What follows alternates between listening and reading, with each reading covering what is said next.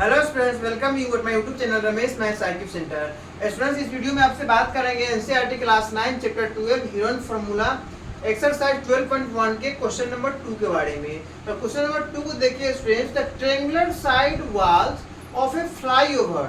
ये एक फ्लाईओवर है, ये जो है ये अंडरपास है, ये एक फ्लाईओवर है। have been used for advertisement। जब फ्लाईओवर बनता है दोनों साइड से कुछ स्पेस खाली रह जाता है, वो एक ट्रायंगुलर टाइप का दो स्पेस दोनों साइड से खाली है, वैकेंट है वो। तो sides of wall are 122 centimetre, 22 metre and 120 metre. इस तरीके से दिया हुआ है। जो ट्रायंगुलर शेप बनता है फ्लाईओवर के साइड्स का, वो लिख दिया हुआ है 122 मीटर, 22 मीटर एंड 120 मीटर। ठीक है, तो इस तरीके से है। The advertisement yield and earning of ₹5,000 per meter square per year। Advertisement से क्या होता है, ₹5,000 पर मीटर स्क्वायर पर ईयर, मतलब पैसा आता है। इसमें क्या है, एक company had one of its wall, दोनों में से कोई एक वॉल क्या किया, फॉर 3 मंथ्स के लिए हायर किया।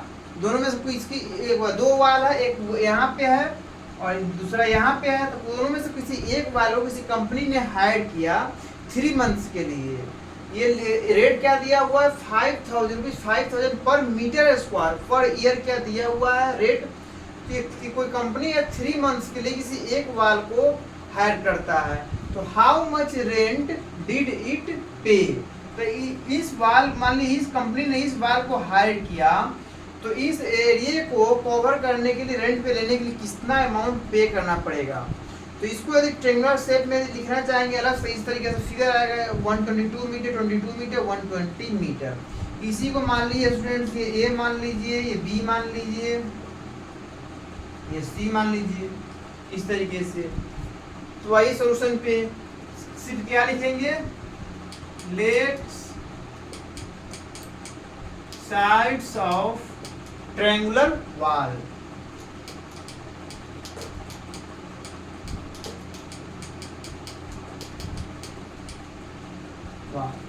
B a b c, a b c मान लिया। तो यहाँ पे देख रहे हैं आप स्टूडेंट्स, तीनों साइड्स की लेंथ क्या है, 122 मीटर, 22 मीटर और 120 मीटर। तीनों में कोई संबंध नहीं है, कोई रिलेशन नहीं है तीनों साइड्स में, तीनों 3 तरह के हैं। इस तरह के ऐसे ट्रायंगल को क्या बोलेंगे, स्केलन ट्रायंगल। तो स्केलन ट्रायंगल है, यदि यहाँ पे लिखा नहीं है कि हीरोन फार्मूला यूज ही करना है। तो यदि यहाँ पे इक्विलैटरल ट्रायंगल होता तो इक्विलैटरल ट्रायंगल का एरिया जो फार्मूला है 3/4 इंटू साइड स्क्वायर, उसका यूज कर लेते। यदि राइट एंगल होता या अल्टीट्यूड पता होता तो 1/2 इंटू हाइट इंटू बेस से फाइंड कर लेते। बट यहाँ पे क्या है, तीनों साइड्स अलग अलग डिफरेंट है। ये क्या है, स्केलर ट्रायंगल। स्केलर ट्रायंगल में यदि अल्टीट्यूड पता हो तो 1/2 इंटू हाइट इंटू बेस से तो एरिया फाइंड कर सकते हैं। बट अल्टीट्यूड पता ना हो, तीनों साइड डिफरेंट हो, तो उसके लिए सिर्फ और सिर्फ एक ही फार्मूला है, Heron formula. Heron formula use करना ही पड़ेगा आपको किसी भी स्केलर ट्रायंगल के एरिया फाइंड करने के लिए। यदि अल्टीट्यूड को पता ना हो तो विदाउट हीरोन फार्मूला आप फाइंड कर ही नहीं सकते हैं वैसे ट्रायंगल का एरिया को। तो ये सोल्यूशन क्या मान लिया, ट्रायंगुलर साइड्स का जो साइड्स है ए बी सी मान लिया। तो हीरोन फार्मूला के लिए क्या चाहिए आपको, ए बी सी चाहिए एंड एस चाहिए, half of perimeter of triangle. तो ये ए बी सी मान रखें आप। ए क्या है आपका, ए क्या है 122 मीटर एंड बी क्या है 120 मीटर, सी क्या है 22 मीटर। ठीक है, इस तरीके से होगा।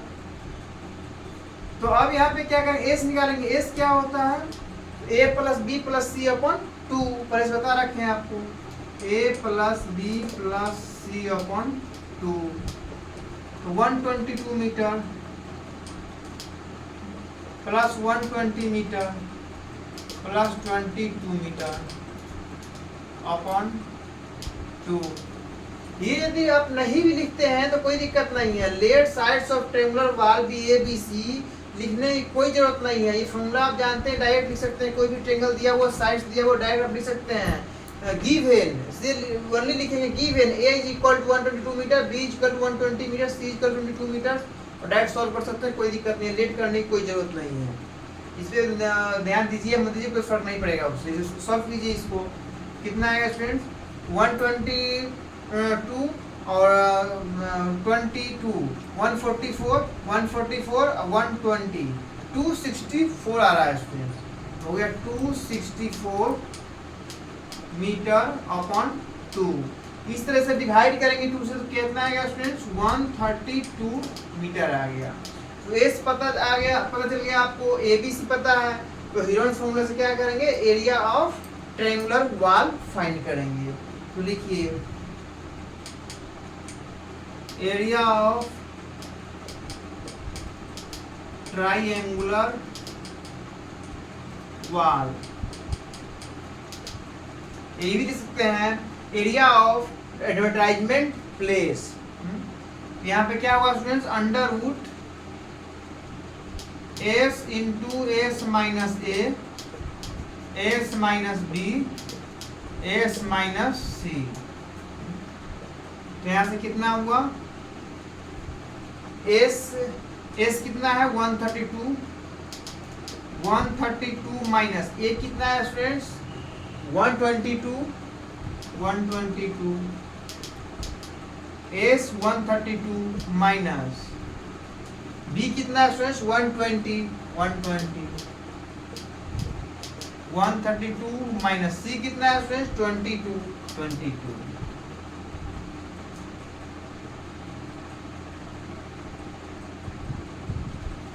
तो यहाँ पे क्या होगा फिर 132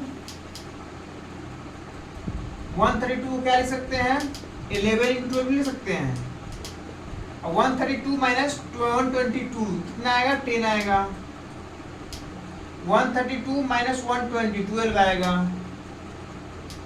132 माइनस 22 कितना आएगा friends 110।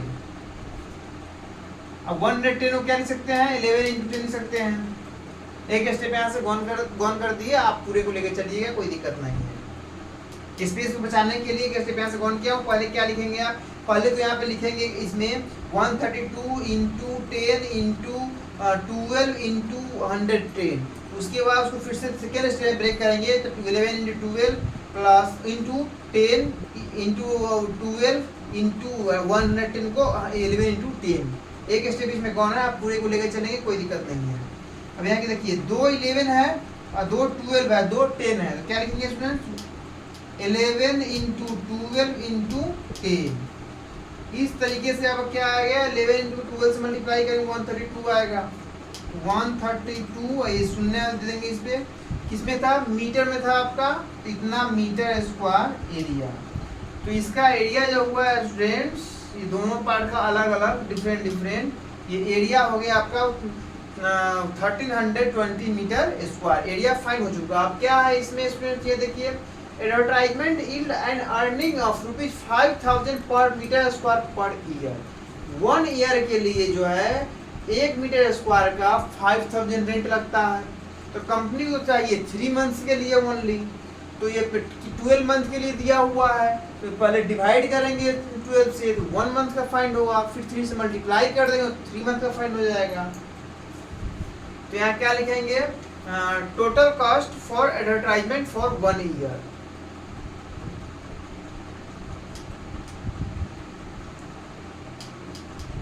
Total cost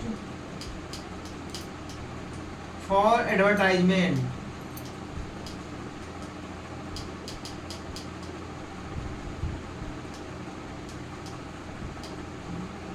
for 12 month.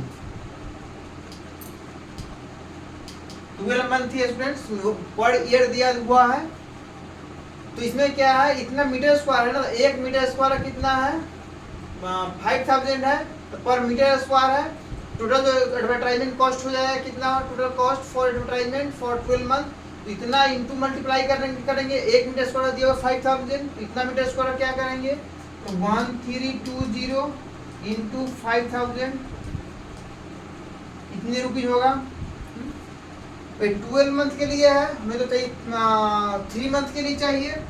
Total cost for advertisement for 1 month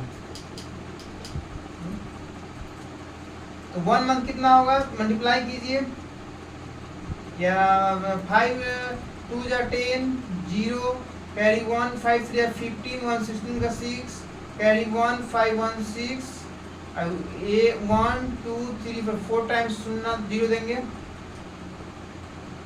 upon 12, 1 month का फाइंड करेंगे 12। इसी तरीके से लिखेंगे students total cost for 3 months, तो क्या होगा इंटू 3, इस 3 से ये 12, इस 12 से 4 से इसको कट करेंगे कितना आएगा 1 1 तो 2 रिमेनिंग बचा, 2 पे 6 है 26, तो 6 5 1 2 3 4 टाइम्स 0 1 2 3 4 इज इक्वल टू का आंसर जो हुआ रुपीज 165 1 2 3 4 टाइम्स 0, यही आपका आंसर हुआ। तो 3 मंथ के लिए कंपनी हायर किया था, 3 मंथ के एडवर्टाइजमेंट कॉस्ट जो होगा वही टोटल अपन 12 इंटू 3 किया, इस तरह से 165 मतलब हो गया 16,50,000 रुपीज टोटल कॉस्ट हुआ है इसका आंसर स्टूडेंट्स। एक स्टेप यहाँ से गॉन किया हुआ वो समझा चुका हूँ, उस तरीके से आप लिख सकते हैं, कवर कर सकते हैं। यहाँ भी एक स्टेप गॉन हुआ है, पहले 1 का लेके चला हूँ, 1 के इतना ऊपर 12 किया, फिर से लिखेंगे नीचे में total cost for transaction for 3 months, then into 3 करेंगे, इतना अपॉन इतना इंटू 3, उसके कटिंग करने के बाद 16,50,000 रुपीज आपका आंसर हुआ। इस क्वेश्चन नंबर 2 कंप्लीट हुआ। समझ में आया होगा, चैनल को सब्सक्राइब करके शेयर कर देना।